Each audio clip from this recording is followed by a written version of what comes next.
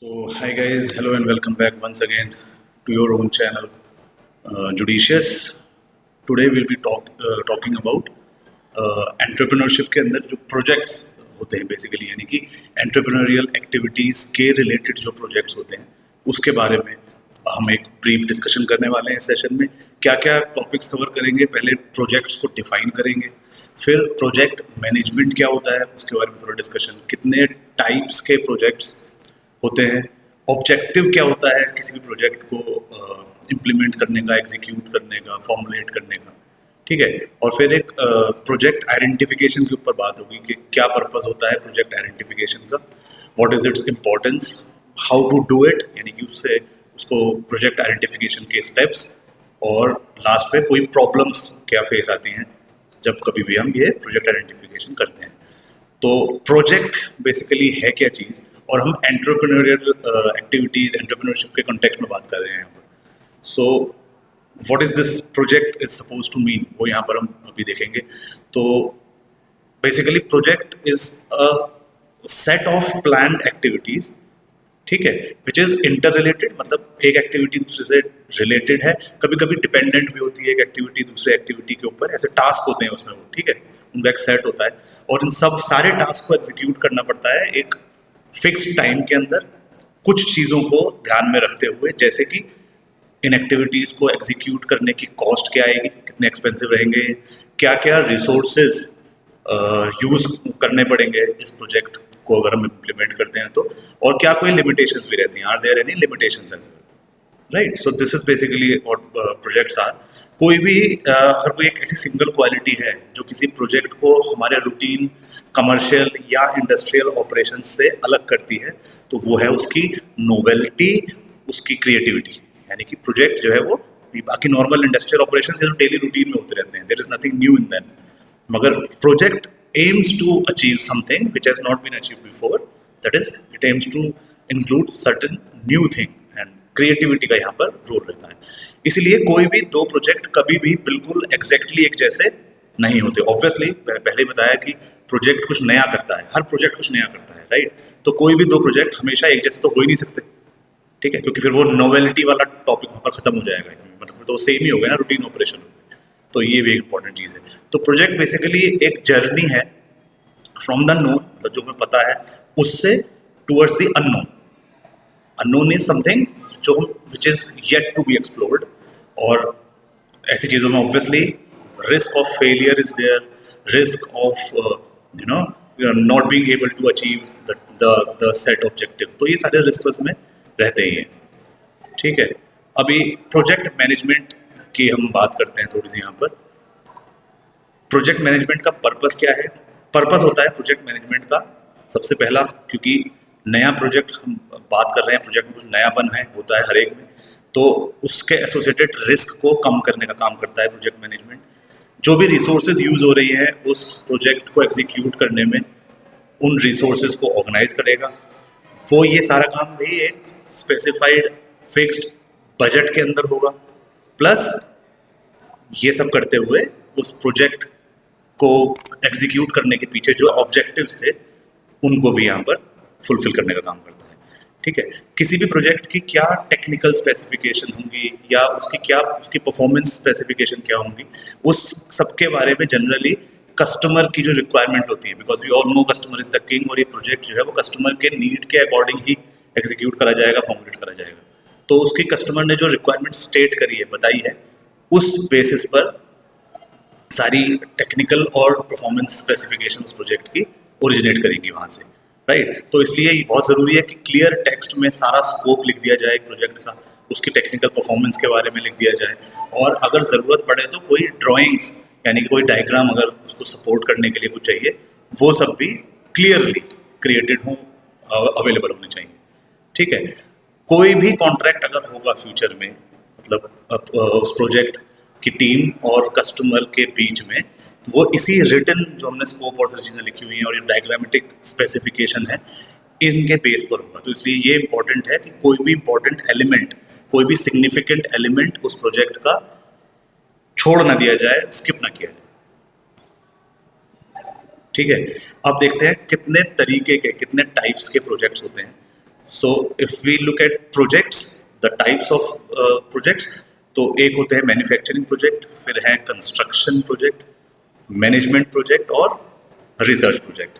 तो if you talk about the first one, that is the manufacturing project, ये वो project है जिनका फाइनल रिजल्ट होगा या तो कोई व्हीकल मैन्युफैक्चर होगा, या कोई शिप की मैन्युफैक्चरिंग की जाएगी, और may be any aircraft manufacturing is there, और एनी मशीनरी इज मैन्युफैक्चर्ड। तो बेसिकली ऐसे प्रोजेक्ट्स जिनमें कि कुछ चीज़ों की मशीनरी या व्हीकल्स इनकी मैन्युफैक्चरिंग हो रही है, ठीक है, तो दे आर मैन्युफैक्चरिंग प्रोजेक्ट्स।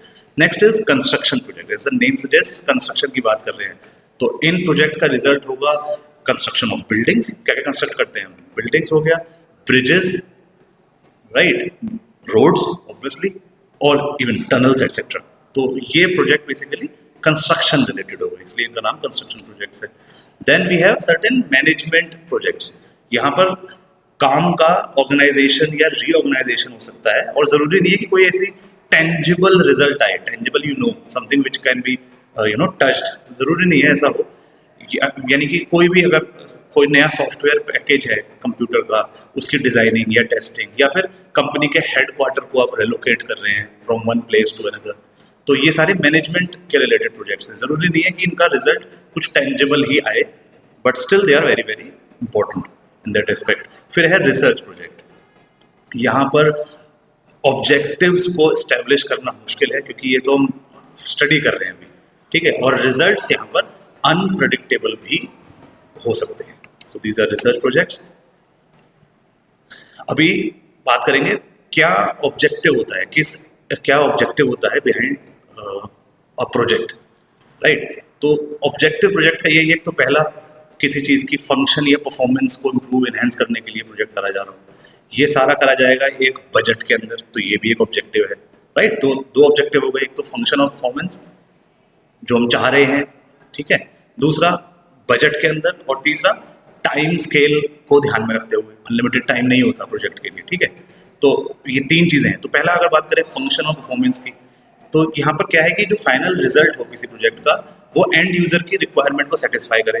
एक एग्जांपल ले लेते हैं, अगर कोई एक प्रोजेक्ट है जो कि इसलिए बनाया गया है कि रेसिंग कार डेवलप करने का प्रोजेक्ट है, तो ऑब्जेक्टिव है कि एक ऐसा व्हीकल बनाया जाए जो सारे स्पेसिफाइड स्टैंडर्ड्स, चाहे वो परफॉर्मेंस से रिलेटेड स्टैंडर्ड्स हो, चाहे रिलायबिलिटी से रिलेटेड स्टैंडर्ड्स हो, या सेफ्टी से रिलेटेड स्टैंडर्ड्स हो, उन सारे ऑब्जेक्टिव को वो सेटिस्फाई कर पाए, ठीक है। तो ये बेसिक है, एक ऑब्जेक्टिव ये हो गया।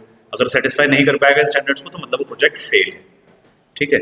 दूसरा, ये सारा करना है containment of expenditure with in budget के अंदर, यानी कि अगर इसी रेसिंग कार वाले डेवलपमेंट के एग्जांपल को देखें, तो अगर इस कार को डेवलप करने की कॉस्ट जो हमने प्लान करा था उससे अगर ज़्यादा हो जाए, तो कंपनी को तो पैसा वापस चाहिए, तो क्या कर हो सकता है कि हो सकता है उस कार का सेलिंग प्राइस बढ़ा दें, और शायद इतना बढ़ा दें कि वो कॉम्पिटिटर्स जो चार्ज कर रहे हैं उससे ज़्यादा हो, तो ये तो फेलियर हो जाएगा। तो इसलिए ये भी ज़रूरी है कि प्रोजेक्ट जो है वो जो बजट हमने एलोकेट करके रखा था, जो कॉस्ट हमने दिमाग में रखी थी, उसके अंदर ही वो कंप्लीट हो, यानी कि वो बजट फ्रेंडली होना भी इम्पॉर्टेंट है।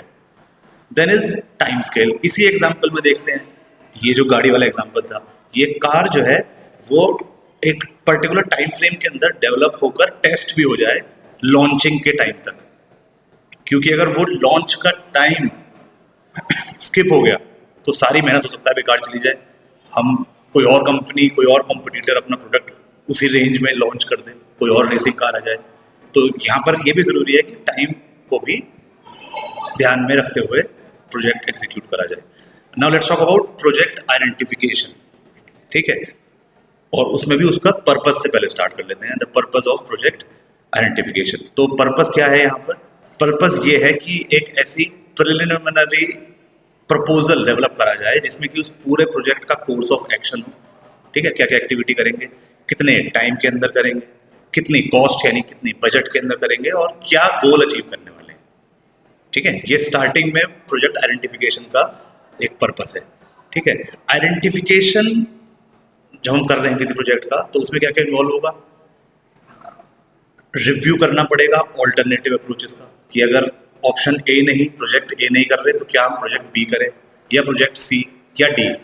और क्योंकि ऑब्वियसली अगर हम ए को चूज करते हैं तो बी और सी और डी वाले जो 3 प्रोजेक्ट हैं उनको हम स्किप कर रहे हैं।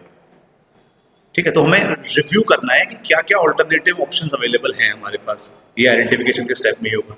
फिर प्रोजेक्ट के ऑब्जेक्टिव्स की डिटेलिंग करी जाएगी, उसको डिटेल में स्टडी करा जाएगा, राइट। एंड देन अगर कोई मेजर इशू हमें समझ में आ रहे हैं ये सब चीज़ें करने के बाद, तो उनको आइडेंटिफाई करना भी यहाँ पर इम्पोर्टेंट है।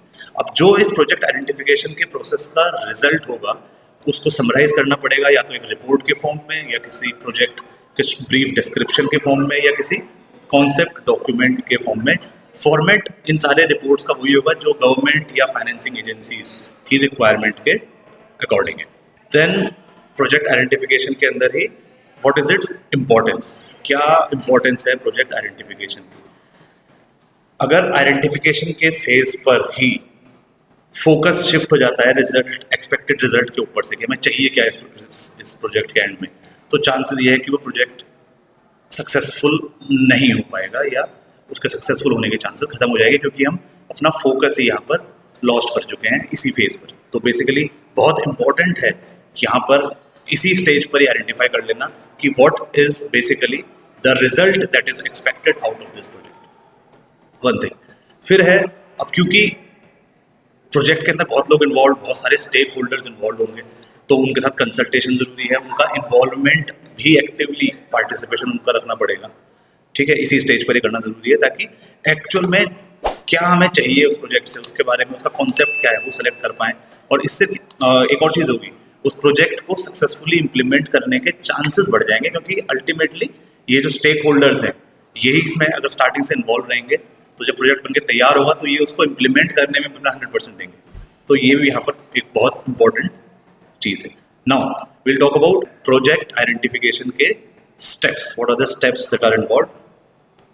सो basically first step is national and sectoral analysis, social analysis is the second one, then stakeholder analysis, problem analysis, and lastly financial and economic analysis.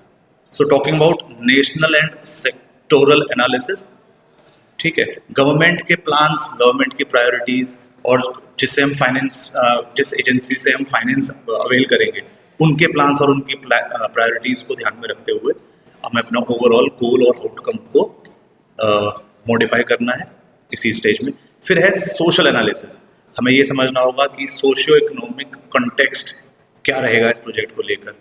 ठीक है, रूरल लाइवलीहुड के डायनेमिक समझने होंगे, सोसाइटी की डाइवर्सिटी और gender, इन चीज़ों को भी यहाँ पर कंसिडर करा जाएगा while we undertake a project. There is stakeholder analysis, right. Stakeholders वो लोग होते हैं जिनका कोई स्टेक लगा हुआ होता है उस प्रोजेक्ट के अंदर। स्टेक मतलब कि उनका इंटरेस्ट है उसके अंदर।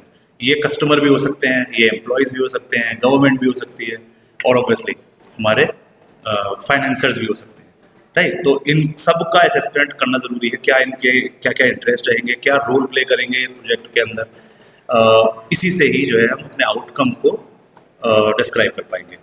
Then we have problem analysis.